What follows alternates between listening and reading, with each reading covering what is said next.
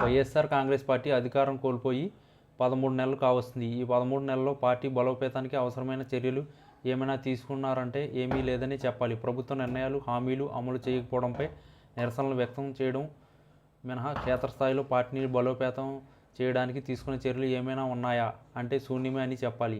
YCP అధినేత YS Jagan Bengaluru నుంచి తాడేపల్లికి నెలలో 2 సార్లు రావడం, అందుబాటులో ఉన్న నేతలతో సమావేశం కావడం మినహా మరే రకమైన కార్యక్రమాలను చేపట్టలేదు. ఇక రైతుల సమస్యలపై జైలుకు వెళ్ళి వారి బాగోగులను తెలుసుకోవడం, అక్రమ కేసుల్లో ఇరుక్కున్న పార్టీ నేతలను పరామర్శించడం వంటి వాటితో సరిపెట్టేశారు.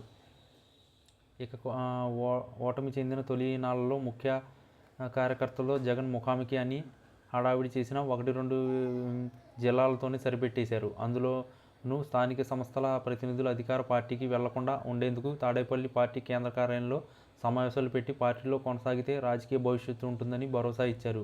నిజానికి 2019 ఎన్నికల్లో టీడీపీ ఓటమి పాలైన తర్వాత చంద్రబాబు ఊరికే కూర్చోలేదు. జిల్లాలను పర్యటించారు. నేరుగా జిల్లాలకే వెళ్లి చంద్రబాబు నేతలు, కార్యకర్తల్లో సమావేశం అయ్యారు. ఇప్పుడు ఓటమి భవిష్యత్తు విజయానికి నాంది అని చెప్పి కేడర్లో ధైర్యం నింపడంలో నాడు చంద్రబాబు నాయుడు సక్సెస్ అయ్యారు. కానీ అధికారంలో ఉన్నప్పుడు జగన్ ఎలా ఉన్నారో, కోల్పోయినప్పుడు కూడా అదే స్థాయిలో తాడేపల్లి పార్టీ కార్యాలయాన్ని వీడడం లేదు. పాదయాత్ర చేస్తారని అంటున్నా అందుకు చాలా సమయం ఉంది. కానీ అంతకంటే ముందుగా జిల్లాలో సమావేశాలు నిర్వహించాలి. జిల్లా కేంద్రంలో అన్ని నియోజకవర్గాల ముఖ్య కార్యకర్తలు, నేతలను పిలిచి మాట్లాడాలి.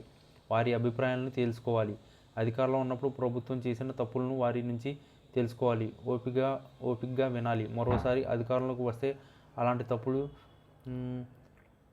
చేయమని హామీ వారికి అక్కడ ఇవ్వగలగాలి.